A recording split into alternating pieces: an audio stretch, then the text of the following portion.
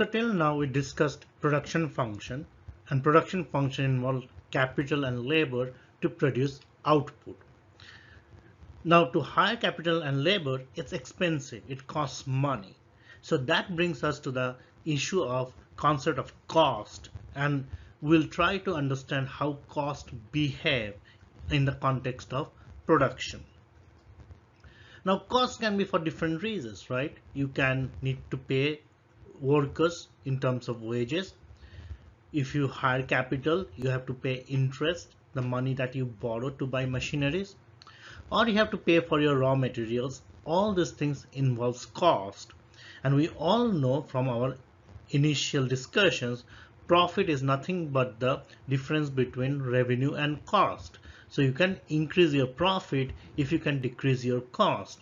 So often cost minimization is an important exercise that many of the firms do. Now, before even we delve into the how cost behaves, first let's try to discuss what does cost means. What are the different concepts of cost? First, we'll try to differentiate between explicit and implicit cost. So let's try to define explicit cost. Explicit costs are nothing but out-of-pocket costs or actual payments. These are typically wages, rents, etc. When you hire a worker, you pay wages. When you rent a building, you have to pay rent. Or when you buy raw materials, you have to pay for the raw materials. These are explicit costs because money is going out of your pocket. However, not all costs are explicit costs. There are implicit costs as well. These are the costs of resources that firm already owns. For example, self-labor. Suppose you are working for your own business. Isn't it that you are working?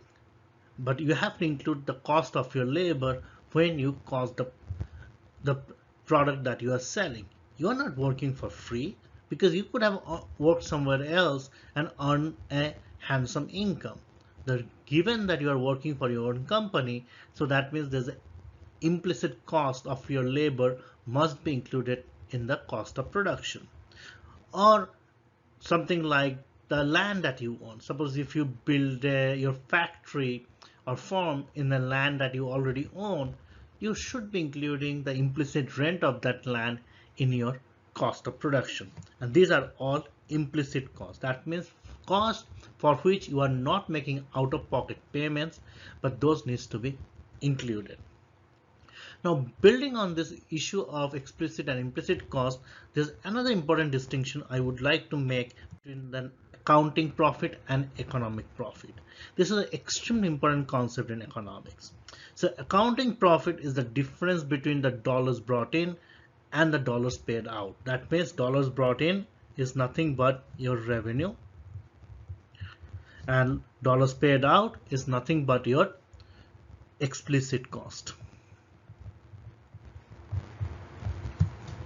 And often accounting profit is nothing but total revenue minus explicit costs. As I said, in economics, costs also involve implicit costs, and that's the difference between accounting profit and economic profit. So in economic profit, it includes both explicit and implicit costs. And economic profit is calculated as total revenue minus total cost. And what is total cost? This is explicit cost plus implicit cost.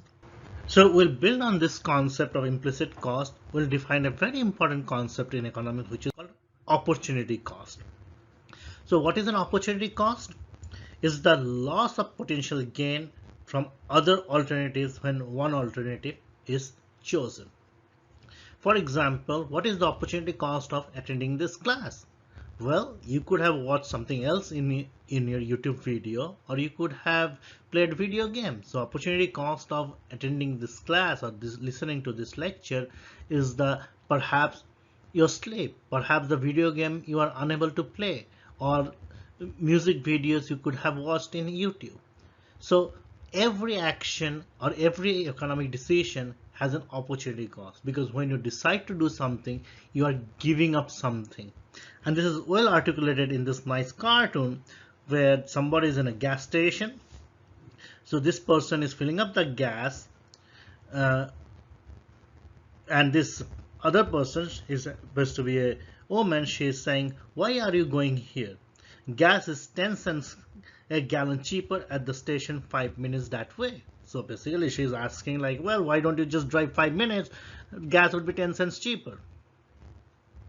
And her logic is simple, because a penny saved is a penny earned. Now, however, here's the problem. If you spend 9 minutes of your time to save $1, you are working for less than minimum wage. For example, you just drove 10 or 9 minutes to save $1 if it is 10 cents cheaper.